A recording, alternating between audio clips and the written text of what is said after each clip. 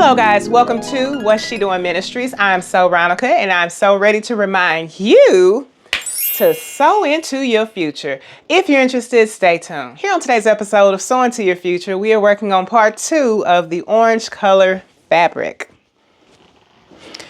Okay guys, let me get a little bit of this in me. Ooh, that's good. For some reason, coffee relaxes me. So this is what we've been working on. Okay, so as you guys know, yesterday I was working on the skirt and I cut off the shirt part or whatever. But this is what I've done off camera. I think you guys can appreciate that. So, this is the back of it. Okay. This is the front. This is the side. I can't try it on or else I would be showing you guys it tried on. Can't try it on until I get this part serged. You can see the pins are all in it. So that's what we're going to be doing today. And we're going to add some sleeves and close up the top part. And then I want to do something to the bottom, but I don't have time for that tonight. I don't. Do we have time for the content container? Let's go to the content container. We don't have time for the content container, y'all. Next video, we're going to sew this up really quickly. Make sure I turn it inside out. What I want to do to the bottom of it is add some fringe. But first I'm going to probably try it on to see if fringe is going to add to it or take from it. All right, so this is a rush video, guys. This is a rush video. We don't have time for all the preliminaries, but I do have time for a sip of coffee. Oh, that's good. Anyway, so I should explain why it has multiple colors to it, right? So I felt like I was running out of the orange color fabric, just to be quite honest with you. And I wanted to make sure that I had enough, so I had to get creative. What feels about the same and what color scheme would look good together. And this is what I came up with. I feel like they're both fall colors.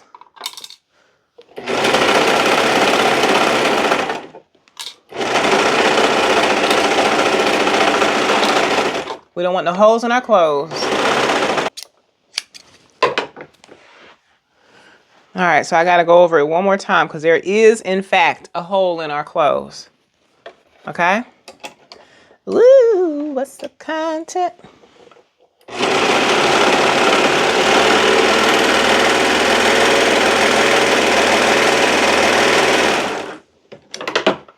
Now, I will tell you guys, we don't have time to do the content container and all that.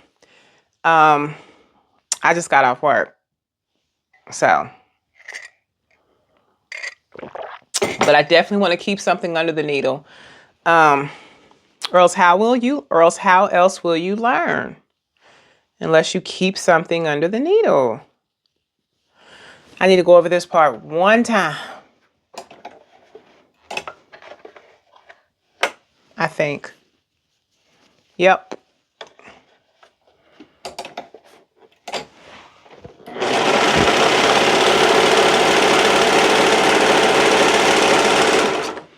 But I will tell y'all this, in the book of Corinthians, it talks about how if eating meat causes my brother to stumble or become weak, he said, I will eat no, let me just turn to it.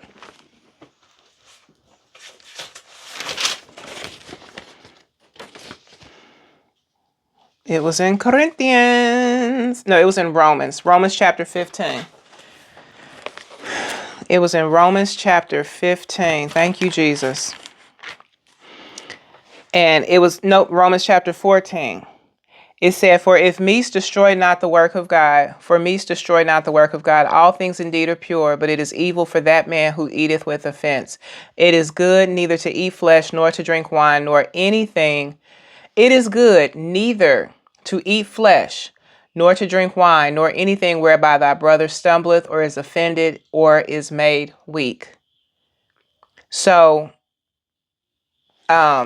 the part where it says made weak, that's the part that really jumped out at me today in my personal studies, because, we say, there's a saying in the hood, and I don't know if it's anywhere else because I'm not from anywhere else, but they say, what I eat shouldn't make you poop, right?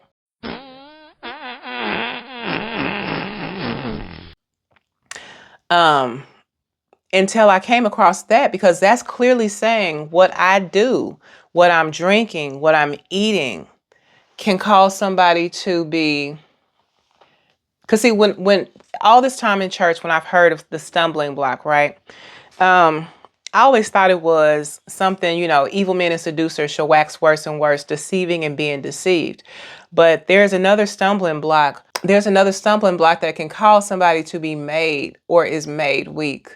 So I found that to be really interesting today, to see that that's how we are made weak, because a lot of times we feel like, oh, I can watch this, I can watch this and I'll be fine. I can listen to this song and I'll be fine. But you really can't, because you're weakening yourself. To some degree, you're weakening yourself. Or you're weakening somebody else who's seeing you listen to this, or seeing you watch this, or seeing you, go there, do that, smoke that, drink that. So moving forward, all we can do is say, Lord, I repent, and move forward and do better, So,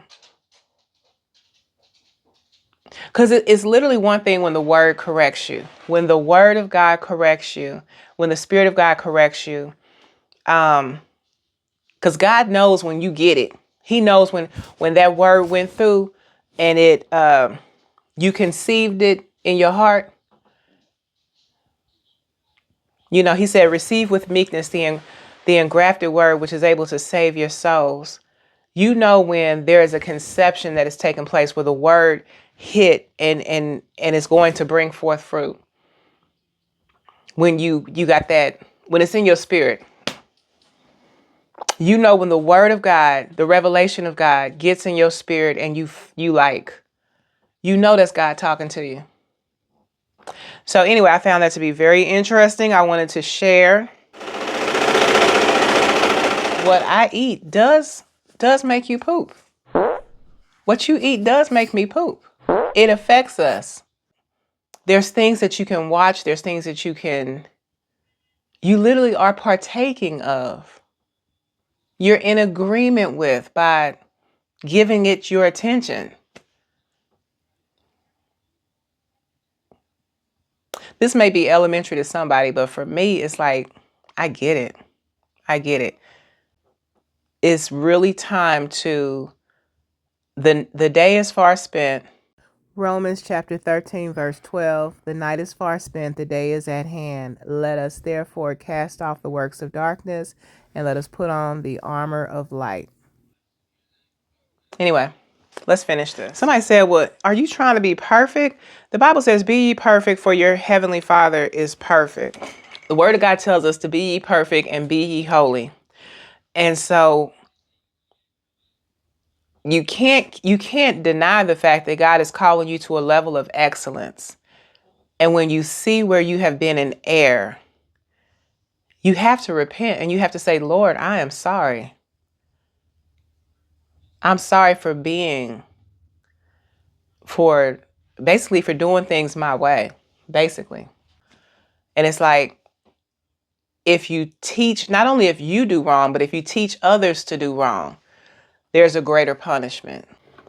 Because I've been through that. I've looked up to people, not looked up to people, but admired the Christ in them, the hope of glory, and admired their walk with the Lord. And then when they stumbled, or when they became compromised, when they became backslidden, it did affect me to some degree because it was like, well, maybe, you know what I'm saying? And we don't want that, well, maybe, because he said, now unto him that is able to keep you from falling and to present you faultless before the presence of his glory.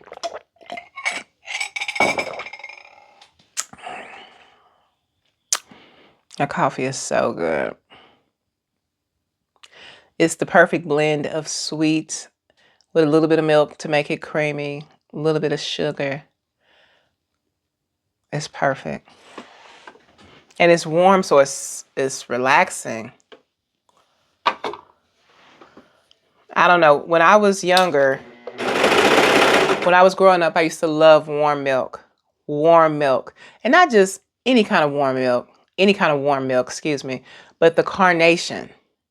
The carnation, the powdered milk. Stir that up. Oh my goodness. It was a treat. It was like the opposite of a shake, you know. I mean, because it was still milk and it was thick and creamy and sweet.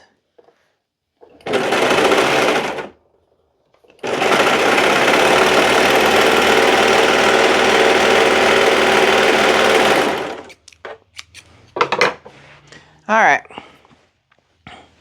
Look at our work. Yada, yada, yada. I'm just working on my consistency, y'all. I don't know if y'all can tell, but that's what I'm doing. So now I'm going to pin these two. Somebody needs to know. We're going to pin these two like this. And we're just going to serge and close those top of the shoulders up.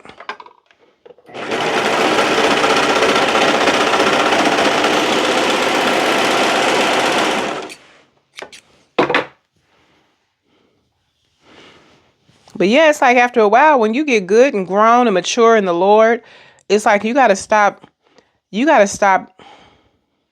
lean into your own understanding and take authority and take responsibility over your own walk and be like, you know what? I keep doing this to myself. Why do I have breaches in the spirit? The Bible says perversion in the tongue causes a breach in the spirit in Proverbs. So it's like, why do I keep going, taking 2 steps forward and then 3 steps back in the Lord, in Christ Jesus? God will strengthen me. He'll show me something. And then here I go falling into the valley of decisions. You know what I'm saying? And it's like, come on, I don't want to be double-minded. I want everything that God has for me.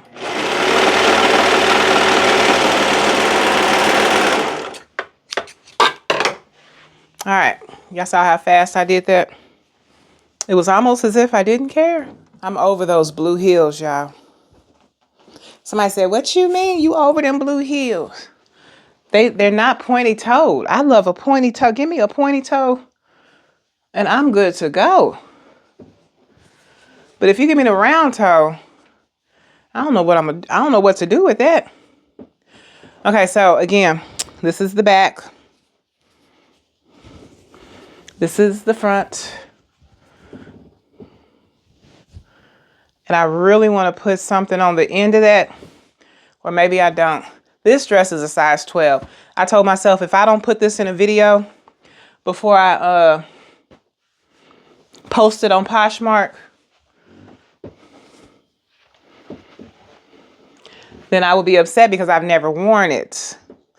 And this was, I guarantee you, probably $9, $10 plus shipping. Somebody's like, let it go, girl, let it go. You ain't missing out on no money. All right. So these happen to be the perfect, to me, I don't know, maybe I'm wrong, but these happen to be the perfect color heels for this ensemble. So, oh my goodness, I love this. Yeah, I'm gonna definitely finish this. We're gonna put some sleeves on it, and we are going to put something on the end of here. I love how that's going down further in the back.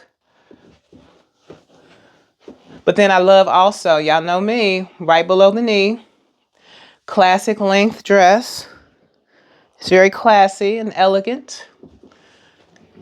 And I like the, let's see. Yeah, we're going to put some sleeves on it. Let's see what kind of sleeves we want to do. Excuse me. Well, according to the fabric, it's going to be short sleeves.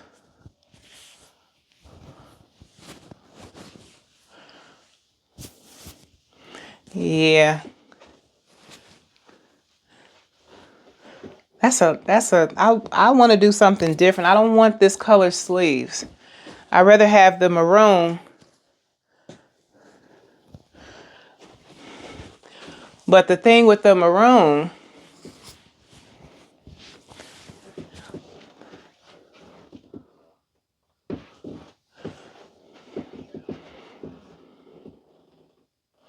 I don't know. I don't know. Because we got this on the side, as y'all can see. When I put the sleeve on there, that'll take care of this excess. And then as y'all can see, this part here, we got to cut off the scrags.